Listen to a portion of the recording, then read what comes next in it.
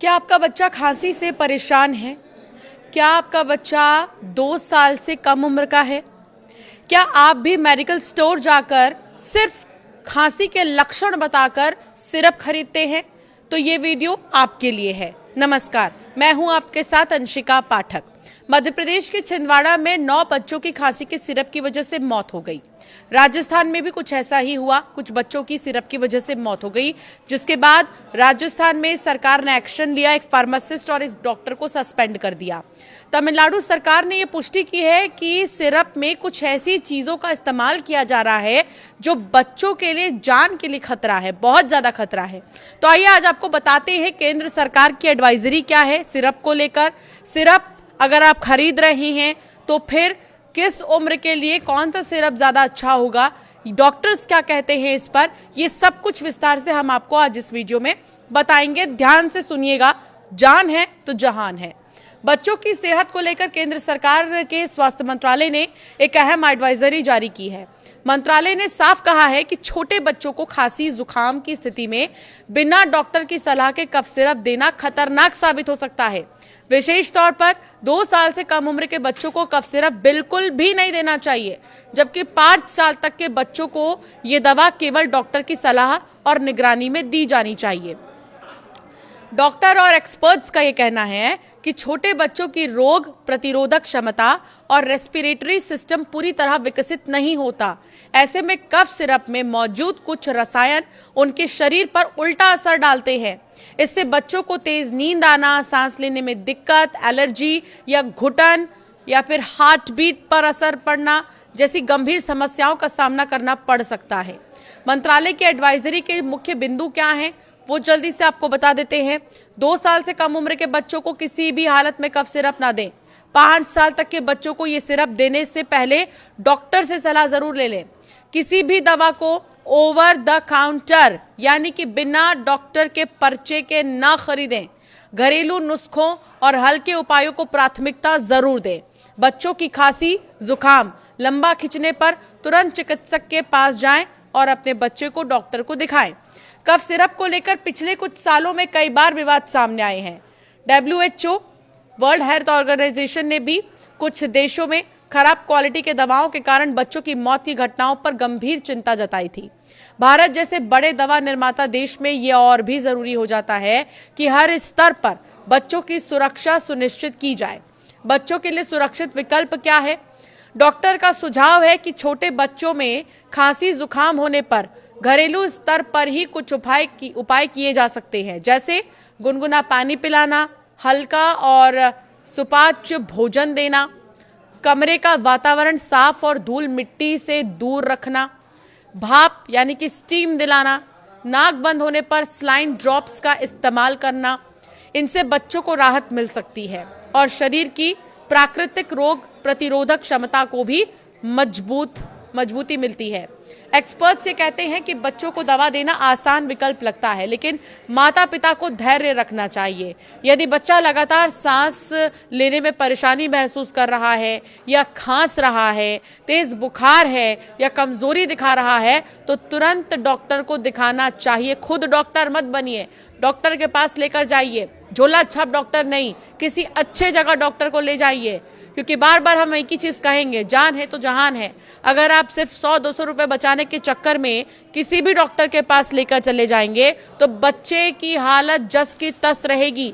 आप लाख दवाइयों का इस्तेमाल कर लें, लेकिन बच्चे पर उसका कोई असर नहीं पड़ेगा। स्वास्थ्य मंत्रालय ने यह एडवाइजरी आम जनता को जागरूक करने और छोटे बच्चों को आवश्यक दवा से बचाने के लिए ही जारी की है। जितने भी अनावश्यक दवाइयां हैं जो कि जरूरी नहीं हैं, उनसे बचाने के लिए ही स्वास्थ्य मंत्रालय की तरफ से यह एडवाइजरी जारी की गई है। मंत्रालय का कहना है कि बच्चों की जान बचाना और उन्हें सुरक्षित रखना सबसे पहली प्राथमिकता है। विशेषज्ञ मानते हैं कि ये केवल सरकार या डॉक्टरों की नहीं बल्कि पूरे समाज की जिम्मेदारी है कि बच्चों को दवा का गलत इस्तेमाल न झेलना पड़े। पेरेंट्स, फार्मासिस्ट और दवा कंपनियों को भी पूरी सजगता बरतनी होगी। तो कफ सिरप की ओवरडोज से किडनी फेल और यहाँ तक कि लीवर डैमेज का भी रिस्क होता है। हालांकि अधिकतर सिरप में एक जैसे ही सॉल्ट होते हैं, लेकिन कुछ सिरप सेहत के लिए खतरनाक क्यों बन जाते हैं, इस बारे में एक्सपर्ट्स की क्या राय है वो आपको बताते हैं। राजस्थान और मध्य प्रदेश में हाल ही में कुछ बच्चों की मौत हो गई।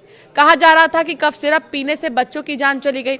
हालांकि स्वास्थ्य मंत्रालय ने कहा है कि सिरप में ऐसा कोई खतरनाक केमिकल नहीं था जिससे मौत हुई है। मंत्रालय ने साफ किया है कि बच्चों की मौत का कारण कफ सिरप नहीं है। भले ही कफ सिरप से मौत नहीं हुई, लेकिन ये जानना बहुत जरूरी है कि कफ सिरप किन हालातों में खतरनाक हो सकते हैं, इनमें कौन से सॉल्ट और केमिकल मिलाए जाते हैं और बच्चों को सिरप देना चाहिए या नहीं, इस बारे में डिटेल से आपको बताते हैं एक्सपर्ट्स की राय। तो एक्सपर्ट्स ये कहते हैं कि कई सिरप में डेक्स्ट्रोमेथोर्फन होता है। ये आमतौर पर सूखी खांसी और दबाने के लिए इस्तेमाल होता है, लेकिन इसकी अधिक डोज से नशे जैसी स्थिति जैसे चक्कर, उल्टी, बेहोशी हो सकती है। बच्चों में इसकी थोड़ी भी ओवरडोज खतरनाक हो सकती है।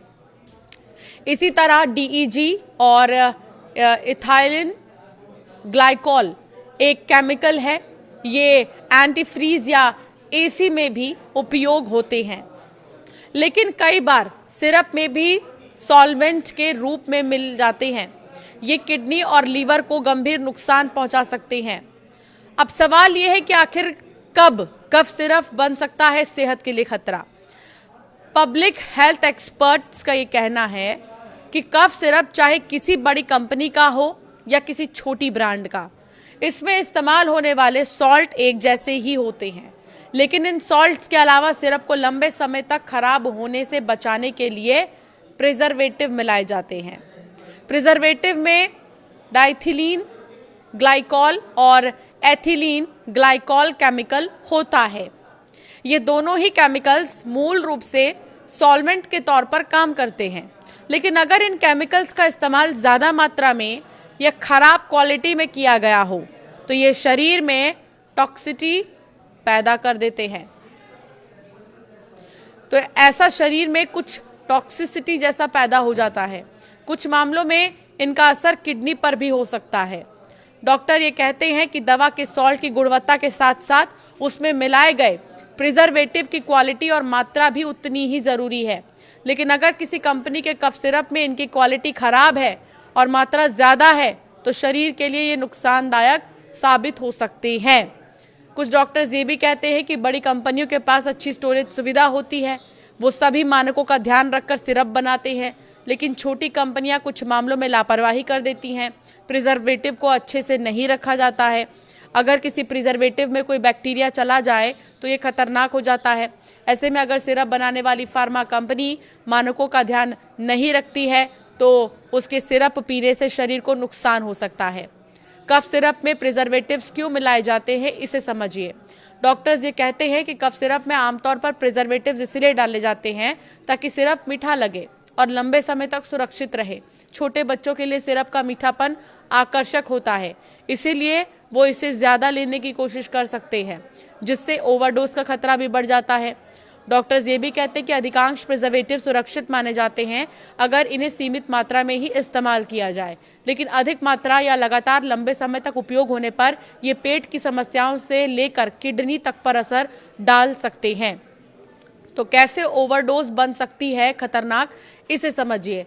कुछ डॉक्टर्स ये भी बताते हैं कि छोटे बच्चों में इम्यून सिस्टम पूरी तरह से विकसित नहीं होता, इसीलिए किसी भी दवा, खासकर कफ सिरप का असर उन पर जल्दी और गहरा पड़ता है।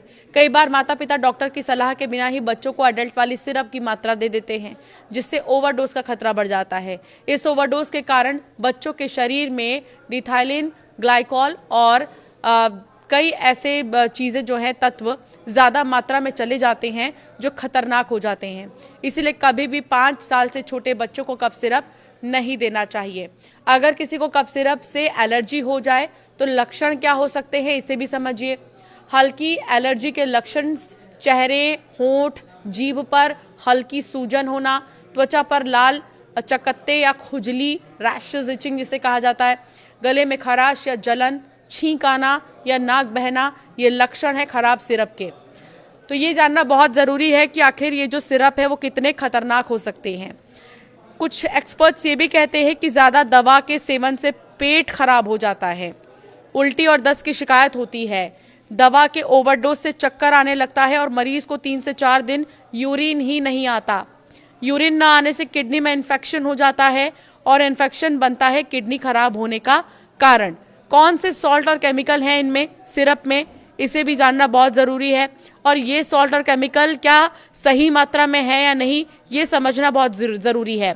कफ सिरप खरीदते समय किन बातों का ध्यान रखें, वो भी आपको बता देते हैं। ज़्यादा दवा के सेवन से पेट तो खराब होता ही है, उल्टी दस्त की शिकायत होती ही है, दवा के ओवरडोज से चक्कर आने लगता है, मरीज को 3 से 4 दिन तक यूरिन नहीं आता, ये हमने आपको बताया। लेकिन बहुत ज़्यादा खतरनाक हो जाता है ऐसे समय में जब आप मुश्किल से मुश्किल घड़ी में जाते हैं सिरप लेने के लिए और गलत सिरप लेकर आ जाते हैं। कई ऐसे पेरेंट्स भी हैं जो बच्चों के रोने को बर्दाश्त नहीं कर पाते, बच्चों के रात के जागने को बर्दाश्त नहीं कर पाते हैं। वो ये सोचते हैं सिरप से काम चला लें और सिरप पिलाकर बच्चों को सुला दें। लेकिन 2 साल से कम उम्र के अगर आपके बच्चे हैं तो आप कोशिश यही कीजिए कि जो भी घरेलू उपाय हैं आपके, आप उन्हें प्राथमिकता दें और दूसरी चीज़ों को आप बिल्कुल भी प्राथमिकता न दें। तो स्वास्थ्य मंत्रालय की इस एडवाइजरी को आप ध्यान में रखें, इनको फॉलो करें और आखिर में जाते जाते जान है तो जहान है, अपने सेहत का बहुत ज़्यादा ख्याल रखें। आपकी राय क्या है, हमें ज़रूर कमेंट कर बताएं।